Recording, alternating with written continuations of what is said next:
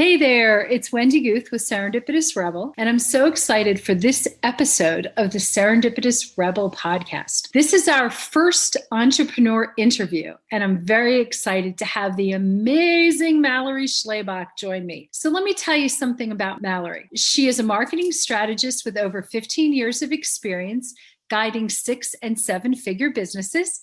She's the CEO of the GirlBoss agency, her creative digital marketing agency for female entrepreneurs that helps them say goodbye to soul-sucking, boring marketing ever.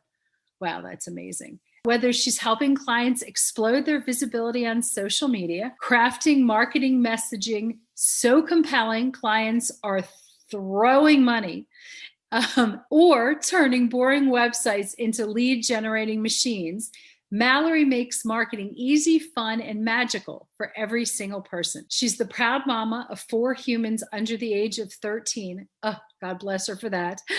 2 dogs, a guinea pig, and an assortment of fish. She will request tacos as her last meal, and every Tuesday, of course. And you'll find her at 90 years old, still wearing hot pink lipstick, heels, and hoarding books. Her top profile on social media is Instagram, and we'll be sure to leave a link below. So join us as we dig deep into Mallory's purposeful pivoting story.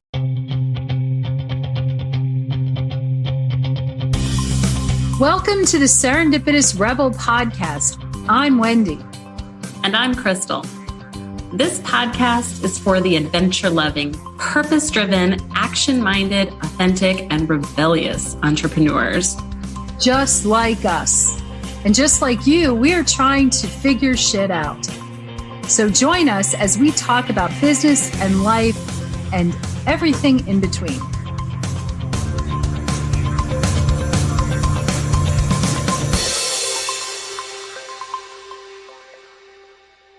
Hello, and welcome to this episode of Serendipitous Rebel podcast. Hi, I'm Wendy Guth.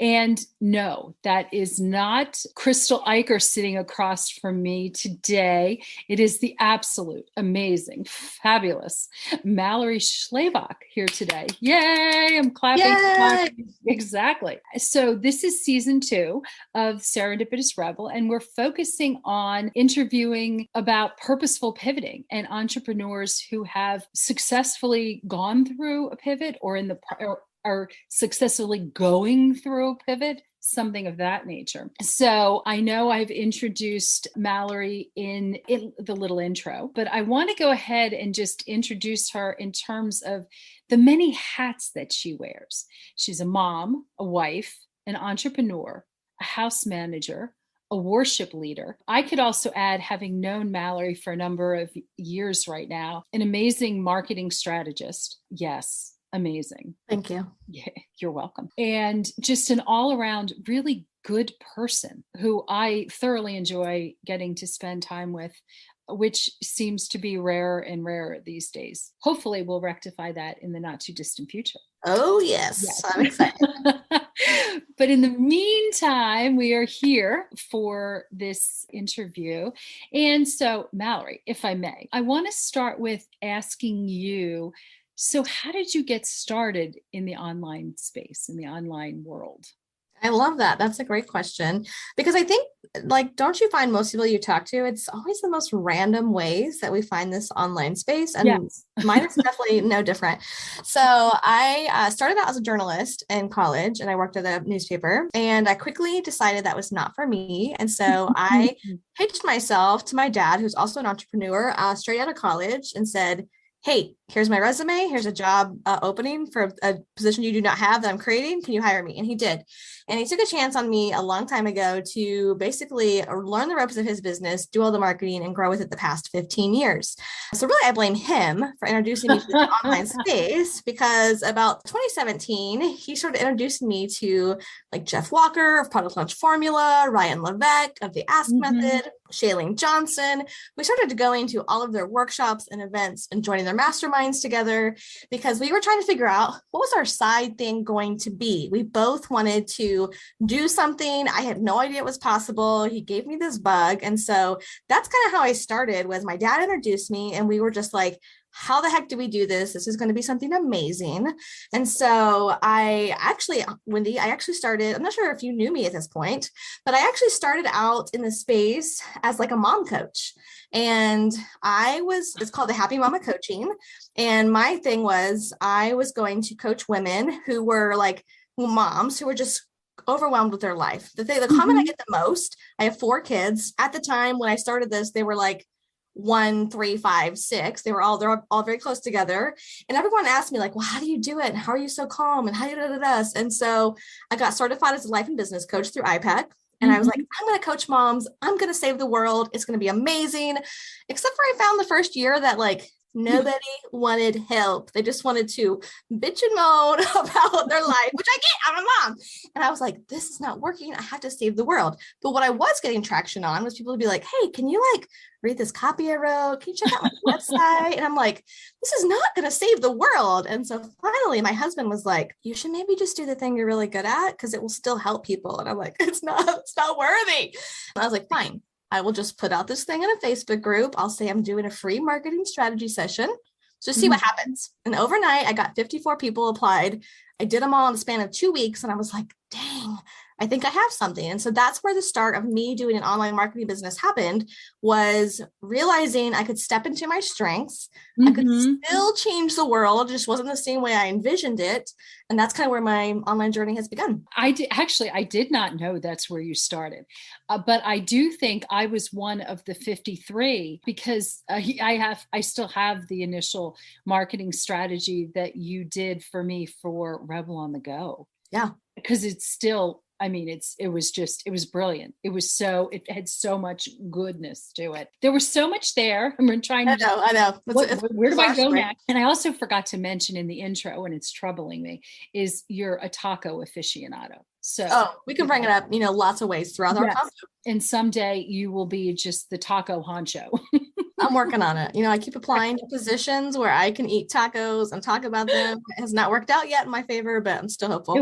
It will. Do you consider yourself to be an instant success or a success in your initial online venture? Oh, Lord, no. And actually, it's kind of funny because I would tell you, I was at a retreat this past weekend in Miami with all these really successful business owners. And personally, we've had one of our highest grossing months this month. And I spent the weekend in tears still, there was just so much emotion. And even though we've had our best month, I just felt like a failure still, like today. So I think like success, I'm learning, it always feels like it's moving. And so I have to stop chasing success and what success looks like, because it's always a bar that moves. It's not, and for me, it's always like, I'm going to hit this sales goal. I'm going to feel awesome. Or I'm going to have so many clients or And what I'm realizing is success needs to look like, and this is what you're so great at, is like, what are the things in my life that are like, make me feel like me?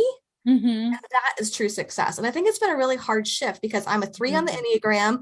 I'm all about go. I'm all about like putting on the happy face at all the times. And so for me this weekend, it was just really hard to realize that, one, I may never make it. Like I think in my head, I'm going to make it. And so stop freaking out about it. And how do I celebrate all the wins along the way so I don't get trapped in the numbers game? So I don't know, that's kind of like a weird answer to your question, but I think for me, I'm learning, I don't know if I ever feel successful because I'm measuring it by the wrong things. But on paper, I think a lot of people would be like, oh my gosh, it's so amazing. Like everything you're doing.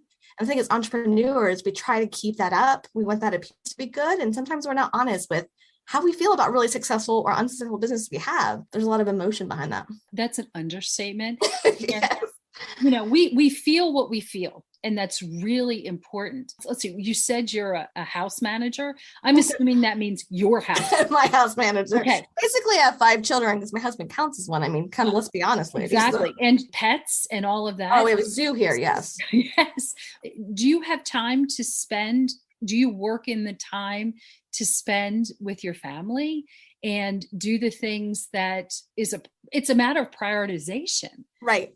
And I think also, Wendy, one part too that was really important is, and our friend Irina, Irina as well, sure. She said something really profound, that like, that's not a surprise. No, it's not. But she was just talking about how she was spending so much time putting her, like what she needed to do to feel successful in her business and work on her business. And she'd always say, well, I'm going to get to that this weekend. And I'm like, that is literally my mindset too. And she's like, and then I would waste my whole weekend away on stuff that doesn't really matter, is not getting me further, not spending time with my family and building the life. And so I was like, oh yeah, that's me too. Like there's so much that we do alike as entrepreneurs. And sometimes we just don't have the honest conversations like this to talk about, hey, we all do this, but it's not normal and that's not healthy. And let's figure out boundaries together to normalize what does it look like for rest and space and the white space to think. And so that's something I want to really work on as well, is like, we do have like, no technology, when I'm done working, we all put our phones away so we can engage with the kids and family adventures, but it's hard because I'm a workaholic for sure. It's so interesting because it really is, how do we measure success for each of us?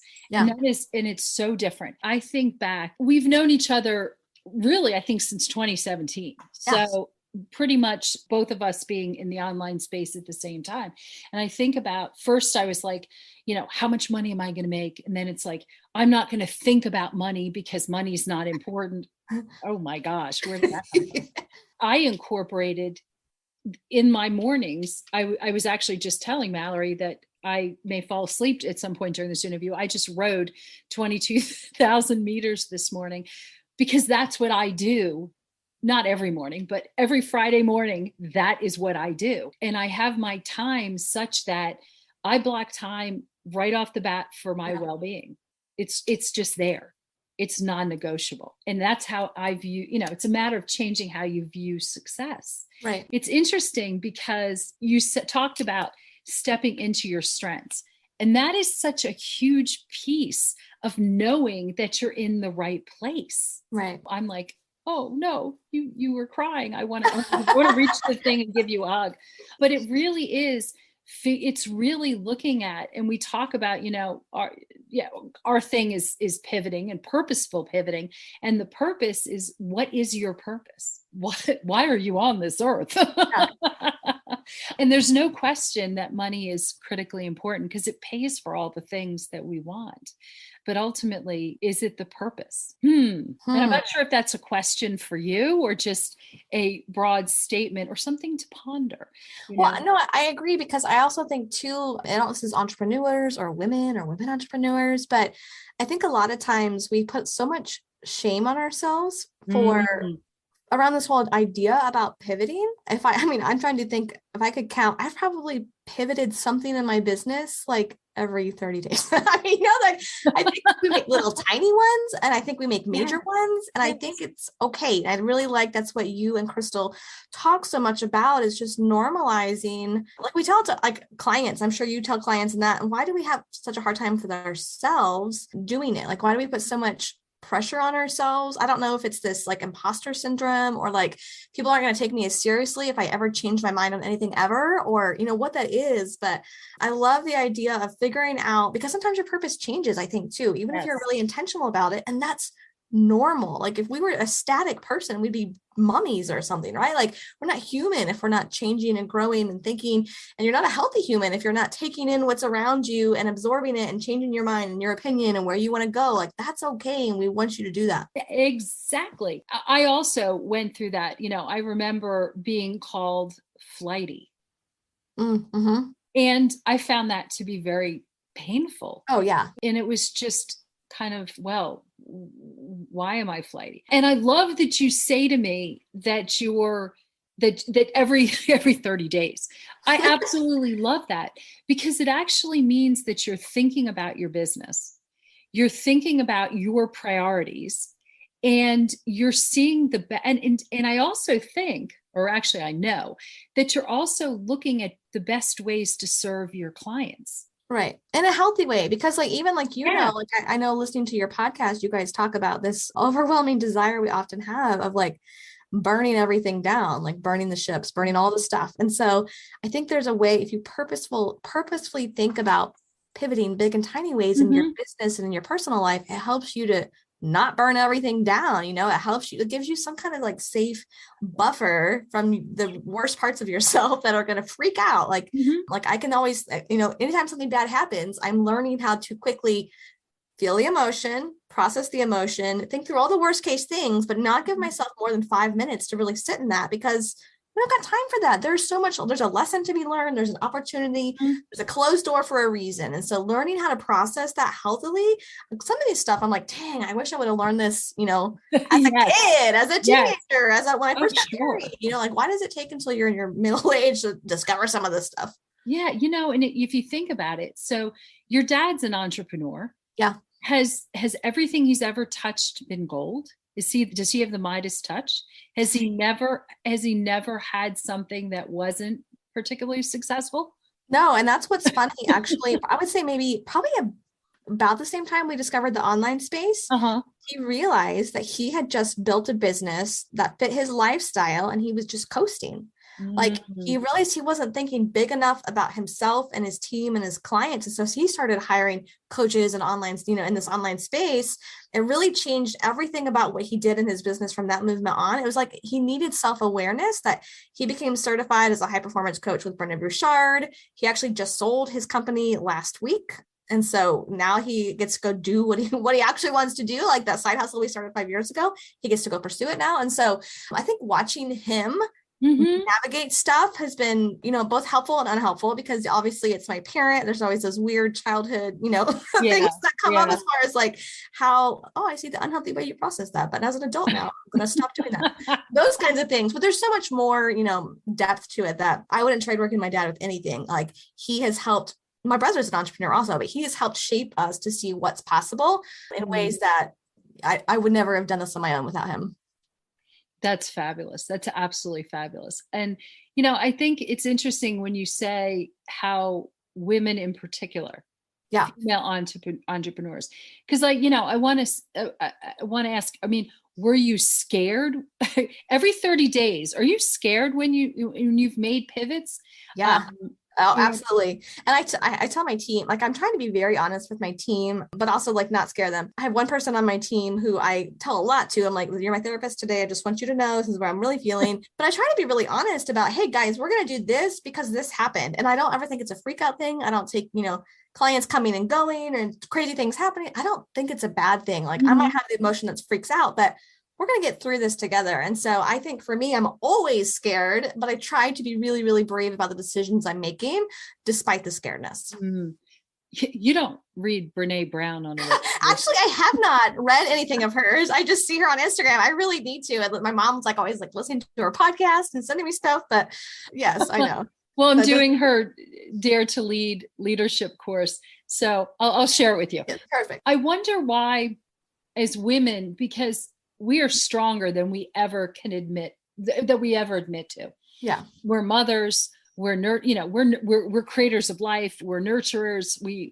And frankly, we make decisions. We do a lot of stuff.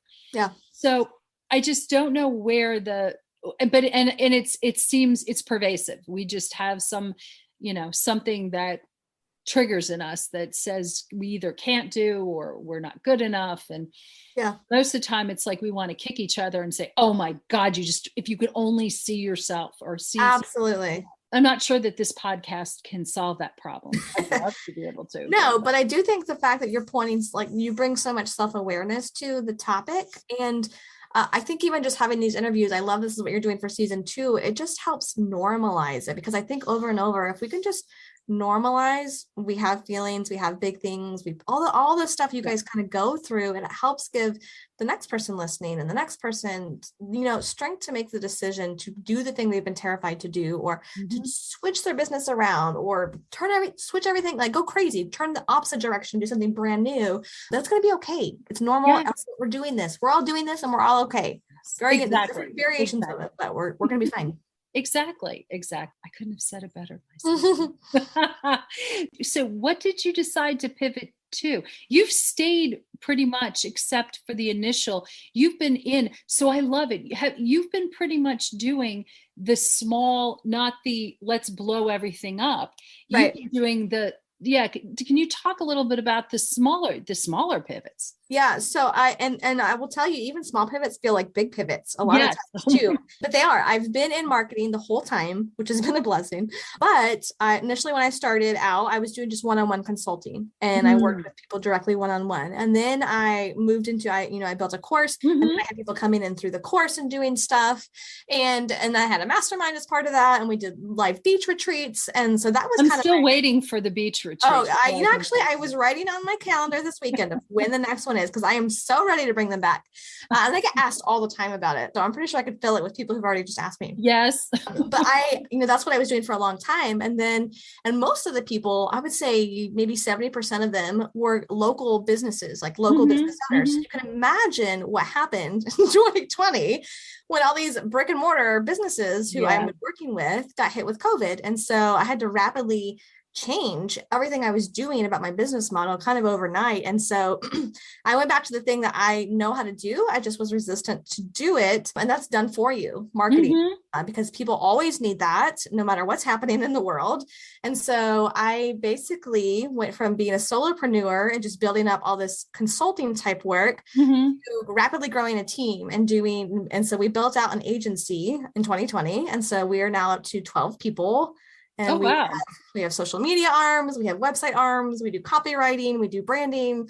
So that's kind of our new lane. We're still in it, but how we've shifted how I serve clients and how I show up has been different. How I bring on team versus just me. That's really interesting shift too, of like how to still be the face, but not the face, and support a team and not just be the one that does it all. And how do I lead people well? And that's been a really interesting shift, this year of just learning how to lead well and do the things I have to do. But that's kind of been the shift. So it's how do I show up and deliver stuff and still keep the things going along the way? Wow. Was it worth it? Oh, definitely. Yeah. I think even when you do hard things, and maybe that's like, it's always like 2020 when you look back too. A lot of times I always say jokingly, half jokingly, like sometimes I pray for hardship just because even though it's so horrible and it's miserable and there's always crazy things that happen, but there's usually so much sweetness and that comes on the other side of it if you make it through that you never would have chosen to do it yourself, right? Like you're forcing yourself, like I don't know, forging your character through the hardships and the crazy things and the stuff you're scared. Like that's when you just see who you really are and what's really important to you. And like, you can't become the person you're meant to be if everything always works out. Well, it's post-traumatic growth, and it is incredibly there's a name for it. Yeah. And it's incredibly powerful, for, I think, especially with COVID, it's one of those things you never want it to have happened, but there are, yes, as you said, there are blessings that once you come out the other end, there are blessings to be had during it. I think of the fact that I wouldn't be looking at wellness the way I look at it now. Yeah. Had COVID not happened, had I not started habits and blah, blah, blah, blah, blah, or Serendipitous Rebel wouldn't exist had there not been, So it's, and again, the fact that we're conversing about just this and this as well makes other people say, oh, it's okay for me to say that it's okay to how I survived and got through the other side. Yeah, absolutely. So I have some rapid fire questions that I'm very excited. Are you ready? I'm ready. What is one system you can't live without? Ooh, ClickUp for sure. Is that all that system, the software? But that's where all of our systems live. Oh. We would not be able to function as a business without ClickUp. It's basically I log in and it tells me everything I have to do that day and who's responsible, and I can delegate and I am, being able to organize myself and my team. That has been so important because so much lives in our heads. Yes. I don't know about you, but my head is no longer reliable to keep all the things in a line. And so that's a system where everything flows through that. If it doesn't go into there, it doesn't happen. So that's one thing we could not live without. Oh, love that. Love that. What gets you up out of bed in the morning? Well, one is literally my children, but I really love what I do. I feel like even though I run an agency, I think one thing that I kind of like in my job too is, and you have a daughter, so you'll understand, my oldest is 13. And I don't know about you, but she just is so hard on herself about all the things. She doesn't see how beautiful she's blossoming into. She doesn't see how wicked funny she is. She doesn't see all the things that we see as her mom, and not even being biased. Like, she's so talented. And I feel like my role as her mom is to be like one cheerleader, but also to show her how we see her over and over and over again.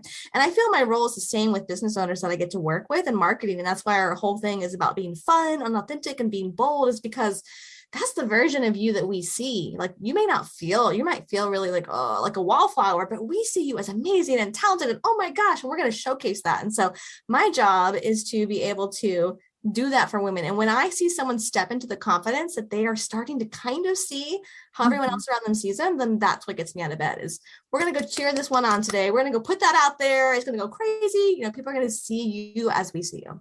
I think you've actually brought a tear or two to my eye. And I will say again, because I've known you in the online space, it's forever. It is forever. It is. But you are an absolutely amazing cheerleader. Absolutely amazing cheerleader. And especially having daughters, that's really, it's really important that we do. Yeah. What do you love about being an entrepreneur? And I think you may have just answered that, but it is. And what gets me up, but also it's the freedom. I was recently offered to a full-time position with the new CEO of my dad's company. And I said, I can't do it. I know myself. I could not give away the ability to make whatever choice I want to make about whatever I want to make every single day like that. Even no matter how crazy it gets, how scary it could get. And there is so much joy. And I didn't realize that until I stepped fully away from being an employee for someone. But there's so much joy in getting to choose. And sometimes I had to remind myself, I went and got my nails done on a Friday and nobody told me no. I didn't have to do any PTO, or I get to go on a field trip, or I can just go sit outside because I want to sit outside. Things like that make it so worth it that it would be really, really hard to. I could never go back. So I keep telling him, no amount of money would ever make me go back to be a full-time employee. That is, I think for a lot of us, that is really the crux of it. It's being able, whether it's you just went away with your husband, or, being able to do things for the kids, not worrying about doctor's appointments and all that. Yeah. That is. And I think part of it is too, the mindset that comes with it. It's almost like your mind can expand to I can't give you a number of what I would do full time, because I know I could probably blow that out of the water somehow with my own. So why would I ever limit myself with a number you want me to work for as employee full time, when the sky is the limit when I get to make the choices, right? Mm-hmm. As an employee, I'd be like, I'm stuck in this box. So that's it's addicting. It's addicting to be like, what can I create today? Oh, I love that. Absolutely love that.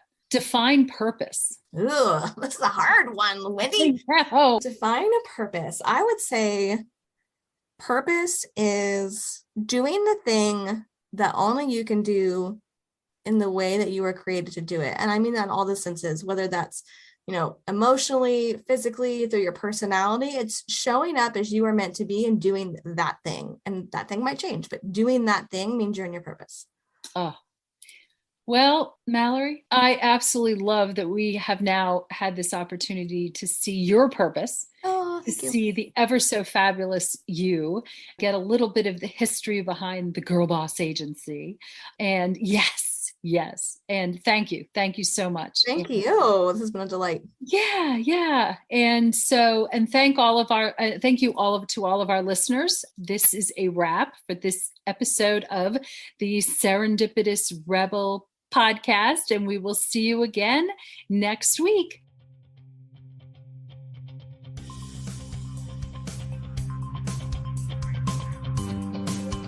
Thanks for listening. Be sure to subscribe and leave us a rating. But only if you liked it. Otherwise, just keep it to yourself. You can learn more about our upcoming masterminding opportunities on our website at serendipitousrebel.com. And if you have topics you'd like to hear about, be sure to submit them on our website or DM us on social media. Hey, see you next week. Bye.